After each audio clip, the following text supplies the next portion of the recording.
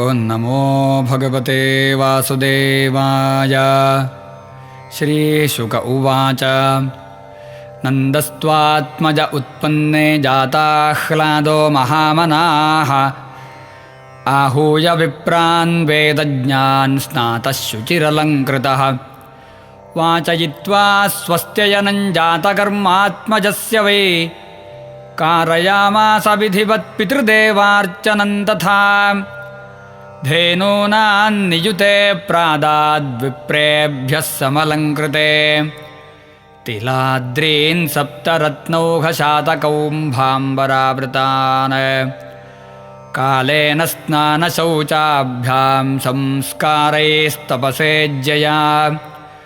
शुद्ध्यन्ति दानैः सन्तुष्ट्या द्रव्याण्यात्मात्मविद्यया सौमङ्गल्यगिरो विप्राः सूतमागधवन्दिनः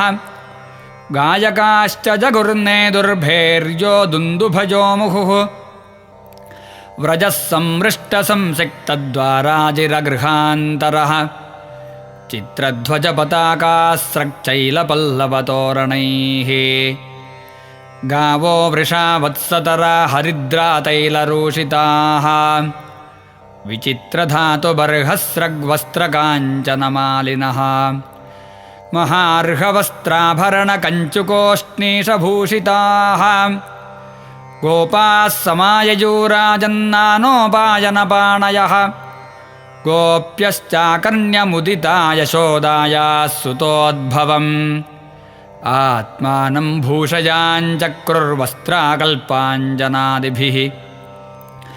नवकुङ्कुमकिञ्जल्कमुखपङ्कजभूतयः बलिभिस्त्वरितं जग्मुः पृथुश्रोण्यश्चलत्कुचाः गोप्यः सुमृष्टमणिकुण्डलनिष्ककण्ठश्चित्राम्बराः पथिशिखाच्युतमाल्यवर्षाः नन्दालयं सबलया व्रजतीर्विरेजुर्व्यालोलकुण्डलपयोधरहारशोभाः ता आशिषः प्रयुञ्जानाश्चिरं पाहीति बालके हरिद्राचूर्णतैलाद्भिः सिञ्चन्त्यो जनमुज्जगुः अवाद्यन्तविचित्राणि वादित्राणि महोत्सवे कृष्णे विश्वेश्वरेऽनन्ते नन्दस्य व्रजमागते गोपाः परस्परं हृष्टादधिक्षीरघृताम्बुभिः आसिञ्चन्तो विलिम्बन्तो नवनीतैश्च चिक्षिपुः नन्दो महामनास्तेभ्यो वासोऽलङ्कारगोधनम् सूतमागधवन्दिभ्यो येऽन्ये विद्योपजीविनः तैस्तैः कामैरदीनात्मा यथोचितमपूजयत् विष्णोराराधनार्थाय स्वपुत्रस्योदयाय च रोहिणी च महाभागानन्दगोपाभिनन्दिता व्यचरद्दिव्यवासस्रक्कण्ठाभरणभूषिता तत आरभ्य नन्दस्य व्रजः सर्वसमृद्धिमान् हरेर्निवासात्मगुणैरमाक्रीडमभून्नृप गोपान् गोकुलरक्षायान्निरूप्य मथुराङ्गतः नन्दः कंसस्य वार्षिक्यं करं दातुं कुरुद्वः वसुदेव उपश्रुत्य भ्रातरं नन्दमागतम् ज्ञात्वा दत्तकरं राज्ञे ययौ तदवमोचनम् तं दृष्ट्वा सहसोत्थाय देहप्राणमिवागतम् प्रीतः प्रियतमन्दोर्भ्यां सस्वजे प्रेमविह्वलः पूजितः सुखमासीनः पृष्ट्वा नामयमादृतः प्रसक्तधीः स्वात्मजयोरिदमाह विशाम्पते दिष्ट्या भ्रातः प्रवयस इदानीमप्रजस्यते प्रजाशाया निवृत्तस्य प्रजायत्समपद्यत दिष्ट्या संसारचक्रेऽस्मिन् वर्तमानः पुनर्भवः उपलब्धो भवानद्य दुर्लभं प्रियदर्शनम् नैकत्र प्रियसंवासः सुहृदाञ्चित्रकर्मणाम् ओघेन व्यूह्यमानानां प्लवानां स्रोतसो यथा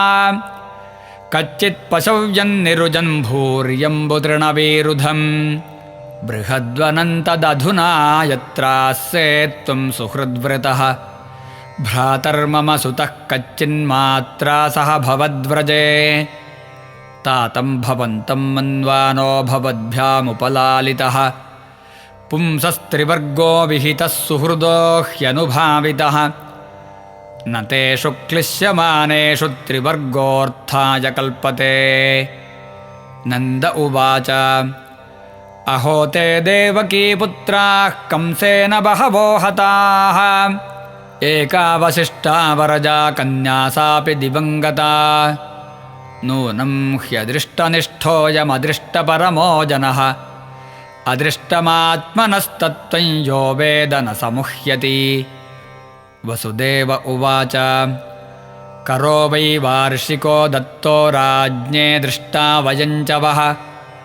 नेहस्थेयं बहुतिथं सन्त्युपाताश्च गोकुले श्रीशुक उवाच इति नन्दादयो गोपाः प्रोक्तास्ते शौरिणा ययुः अनोभिरनुडुद्युक्तैस्तमनुज्ञाप्य गोकुलम्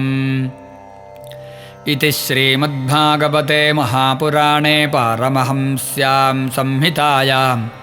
दशमस्कन्धे पूर्वार्धे नन्दवसुदेवसङ्गमो नाम पञ्चमोऽध्यायः। सर्वत्र गोविन्दनामसङ्कीर्तनं गोविन्द गोविन्द।